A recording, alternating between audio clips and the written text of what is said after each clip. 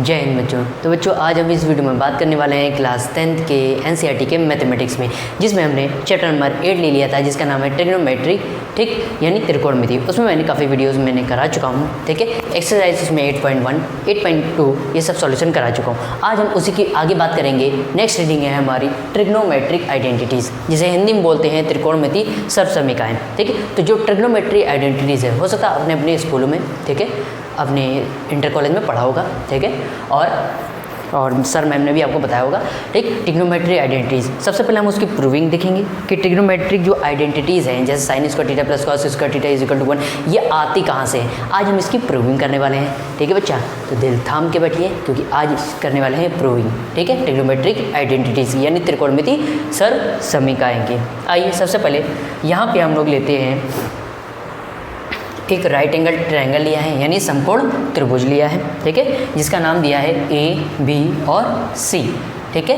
अब यहाँ पे ध्यान से देखिएगा, यहाँ पे ये क्या होता था, ये समकोण के सामने वाली भुजा क्या होती थी, ये होती थी आपकी क्या, हाइपोटेनस, एच, ठीक, हाइपोटेनस।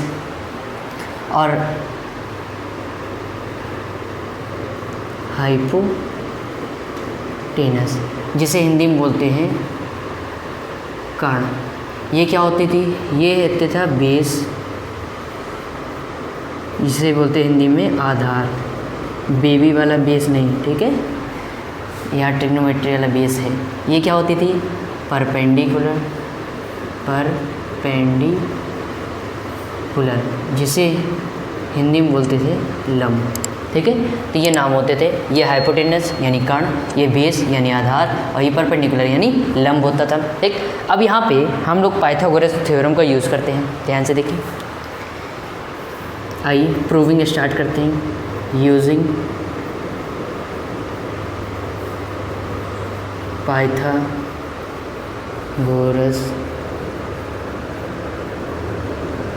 थ्योरम, ठीक है। तो पाइथागोरस थ्योरम क्या होती थी, हाई का स्क्वायर प्लस प्रेशर का स्क्वायर प्लस बाबा का स्क्वायर, ठीक, मतलब हाई प्रेशर बाबा। ये ट्रिक मैंने बताई थी आपको लर्न करने की, ठीक, सीक्वेंस से, मतलब हाइपोटेनस का square is equal to perpendicular square plus base square. तो ट्राइंगल की दो साइड का स्क्वायर का सम तीसरी बड़ी साइड के स्क्वायर के क्या होता है, इक्वल होता है, ठीक। ये ये पाइथागोरस थ्योरम होती थी। अब यहाँ पे अगर ध्यान से देखिए, यहाँ पे h यानी हाइपोटेनस क्या है, AC क्या है आपका, हाइपोटेनस। फिर परपेंडिकुलर क्या है, परपेंडिकुलर है आपका ये AB। और बेस क्या है, बेस है आपका BC, ठीक है। ये हो गया। तो हम H की जगह AC, P की जगह AB और B की जगह BC रख सकते हैं, तो रख दीजिए यहाँ पे। तो ये हो जाएगा AC का होल स्क्वायर, हाइपोटेनस की जगह AC, P परपेंडिकुलर की जगह AB का होल स्क्वायर प्लस बेस की जगह BC का होल स्क्वायर, ठीक है। इस तरीके से आप पढ़ते थे, जिसे पाइथागोरस थ्योरम नाम से दिया जाता था। अब इसके बाद क्या करेंगे, ध्यान से देखिएगा, ये आ गया समीकरण 1, इक्वेशन नंबर 1 आ गया, ठीक है। अब एक एक से डिवाइड करते हैं, ये ध्यान से देखिएगा। अब लिखेंगे both side divided bye AC square. Hindi में यहाँ लिख लीजिएगा, दोनों पक्षों में AC स्क्वायर से भाग देने पर, आइए दे दीजिए, ठीक है। तो AC का whole square whole upon the, यानी लेफ्ट हैंड साइड और राइट हैंड साइड दोनों में AC से क्या कर देंगे, डिवाइड, इज इक्वल टू, यहाँ भी तो ये हो जाएगा AB अपॉन AC का होल स्क्वायर लिख सकते हैं इसको, plus BC square upon AC square, तो इसको ये लिख सकते हैं BC अपॉन AC का होल स्क्वायर, ठीक है। आइए ये AC स्क्वायर कट जाएगा, यहाँ क्या हो जाएगा, 1 is equal to AB upon AC का होल स्क्वायर प्लस ये हो जाएगा BC अपॉन AC का whole square. 1 is equal to AB की जगह क्या लिया था हमने, ध्यान से देखिएगा, AB को हम ले सकते हैं यानी P, मतलब परपेंडिकुलर, अपॉन AC को क्या ले सकते हैं, AC को ले सकते हैं H, मतलब हाइपोटेनस, तो परपेंडिकुलर अपॉन हाइपोटेनस का होल स्क्वायर प्लस BC क्या लिख सकते थे, BC को क्या माना था, बेस, और AC को क्या बोलते थे, AC को बोलते थे हाइपोटेनस, तो बेस अपॉन हाइपोटेनस का होल स्क्वायर। ठीक, इतना समझ में आ गया होगा बेटा जी। अब आइए इधर सॉल्व, अब इधर करते हैं, ध्यान से देखिएगा। अब आपको चूँकि ठीक है, आपको पता है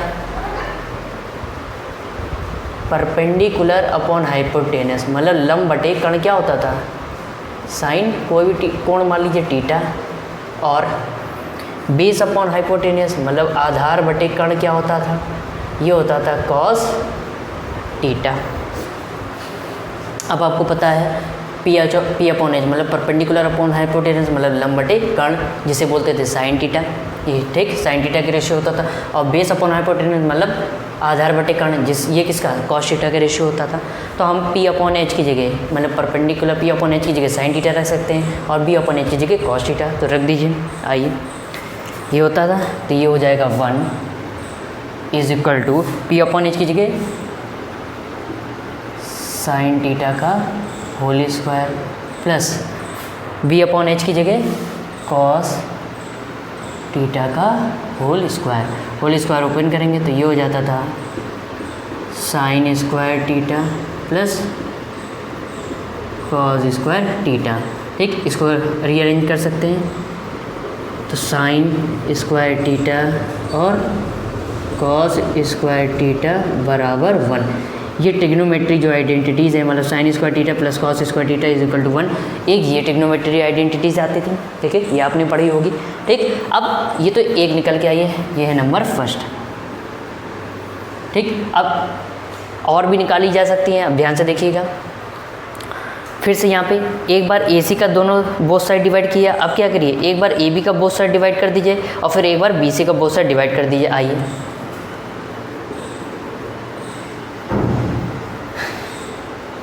इन इक्वेशन फर्स्ट समीकरण 1 में बोथ साइड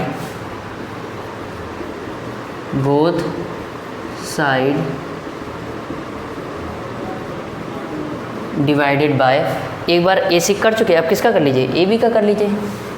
AB के होल स्क्वायर से समीकरण 1 में AB के होल स्क्वायर से दोनों समीकरण 1 में एक के दोनों पक्षों में AB स्क्वायर से भाग देने पर, ये हिंदी में स्टेटमेंट में इसको नीचे लिख लीजिएगा।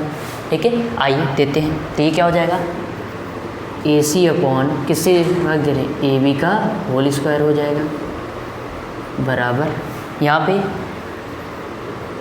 AB का होल स्क्वायर और का किससे भाग देना है, AB के होल स्क्वायर से भाग देना है, डिवाइड करना है, ये हो जाएगा BC अपॉन यहाँ पे भी AB, तो ये क्या हो जाएगा BC अपॉन AB का होल स्क्वायर। ठीक है, अब ध्यान से देखिएगा, आपको बता चुके हैं, ठीक है, यहाँ पे ये AC क्या आया था, AC है हाइपोटेनस अपॉन AB है परपेंडिकुलर, तो हाइपोटेनस अपॉन परपेंडिकुलर का whole square is equal to ये AB स्क्वायर AB से कट जाएगा, यहाँ क्या बचेगा 1 प्लस BC क्या होता था, BC होता था बेस अपॉन AB क्या होता था, AB होता था परपेंडिकुलर, तो बेस अपॉन परपेंडिकुलर का होल स्क्वायर। ठीक है, अब एक चीज़ और बता दें आपको, जिस तरह यहाँ ये बताया उस तरह ये क्या होता था हाइपोटेनस अपॉन परपेंडिकुलर मतलब कर्ण बटे लंब, ये क्या होता था, अब ये आपको पता होना चाहिए भाई, हाइपोटेनस अपॉन परपेंडिकुलर मतलब कर्ण बटे लंब क्या होता था, थोड़ा सा क्लू, थोड़ा सा कुछ तो बताइए भाई।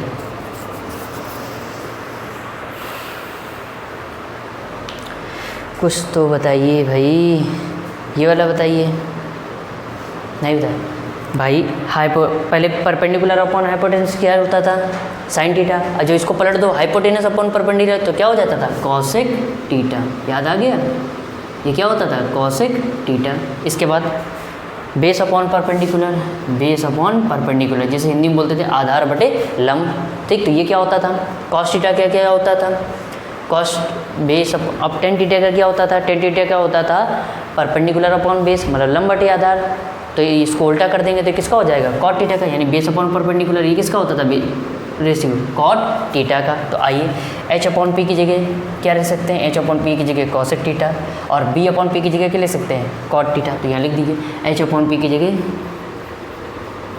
कॉसेक थीटा का स्क्वायर हो गया ये 1 प्लस ये क्या हो जाएगा, बी अपॉन पी की जगह कॉट स्क्वायर थीटा। एक ये ट्रिग्नोमेट्री आइडेंटिटी आ गई, ये कौन सी है, सेकंड आ गई। ठीक है, अब इसी तरह तीसरी भी निकाली जा सकती है। कैसे, ध्यान से देखिएगा। अब सेम इसी तरह से हमने एक बार both side A C square से डिवाइड कर दिया और फिर एक बार both side A B square से डिवाइड कर दिया। अब कौन सा बचा, बी सी। अब both side B C square से डिवाइड कर दीजिए। तो इन इक्वेशन फर्स्ट समीकरण एक में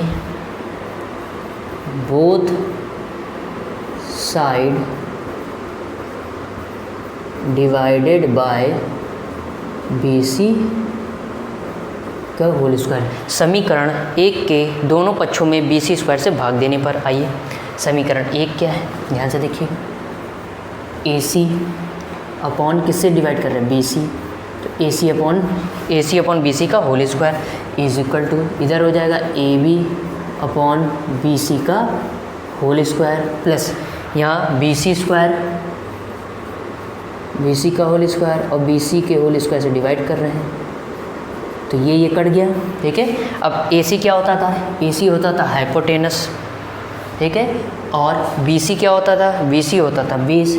तो हाइपोटेनस अपॉन बेस का स्क्वायर हो गया is equal to A B क्या होता था, ए बी होता था परपेंडिकुलर अपॉन बी सी क्या होता था, बी सी होता था बेस। तो परपेंडिकुलर अपॉन बेस का होल स्क्वायर प्लस क्या है 1। अब ध्यान से देखिए, हाइपोटेनस अपॉन बेस।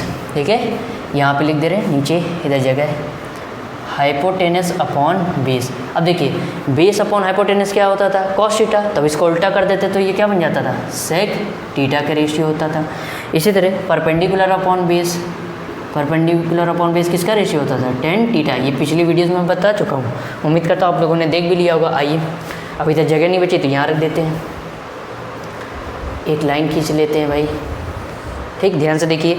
तो एच अपॉन बी की जगह क्या रख सकते हैं, एच अपॉन बी की जगह सेक थीटा। तो ये हो जाएगा sec square theta is equal to P upon B की जगह क्या रख सकते हैं, टेन थीटा। तो ये हो जाएगा टेन स्क्वायर थीटा प्लस 1। एक ये ट्रिग्नोमेट्री आइडेंटिटी आ गई। ठीक, ये हो गई थर्ड। तो एक ये मिली sine square theta plus cos square theta is equal to 1। एक ये मिली cosec square theta is equal to 1 plus cot square theta. और एक ये मिला sec square theta is equal to tan square theta plus 1। ये ट्रिग्नोमेट्री आइडेंटिटीज कहाँ से आई, आपको उम्मीद करता हूँ समझ में आ गया होगा। ठीक है, आइए अब एक चीज़ और देख लीजिए। ठीक, फर्स्ट ट्रिग्नोमेट्री आइडेंटिटी क्या थी, फर्स्ट ट्रिग्नोमेट्री आइडेंटिटी थी sine square theta plus cos square theta is equal to 1। ठीक, ये फर्स्ट है। इससे आप दो बना सकते हैं, ध्यान से देखिए। जब साइन स्क्वायर थीटा की अगर वैल्यू चाहिए हो तो आप क्या करेंगे, कॉस स्क्वायर थीटा प्लस का इधर शिफ्ट कर दीजिए। तो ये हो जाता था 1 माइनस कॉस स्क्वायर थीटा। तो इस साइन स्क्वायर थीटा को आप क्या लिख सकते हैं, 1 minus cos square theta. Same इसी तरह अगर आपको वैल्यू चाहिए कॉस स्क्वायर थीटा के लिए तो ये क्या हो जाता था, cos square theta is equal to sine को इधर शिफ्ट कर दीजिए। तो 1 माइनस साइन स्क्वायर थीटा। ये साइन स्क्वायर थीटा, ये कॉस स्क्वायर थीटा की वैल्यू होगी 1 माइनस साइन स्क्वायर थीटा। इसके बाद ट्रिग्नोमेट्री आइडेंटिटी में सेकेंड वाली क्या थी, सेकेंड वाली ये थी cosec square theta is equal to 1 plus cot square theta. ठीक, ये तो हो गई। इससे एक फॉर्मूला और बन जाएगा, ध्यान से देखिएगा। कॉसेक स्क्वायर थीटा माइनस ये प्लस का इधर शिफ्ट कर दीजिए, ये क्या हो जाएगा minus cot square theta is equal to क्या हो जाएगा 1। एक ये बनी, एक और बन जाएगी, ध्यान से देखिए। कॉसेक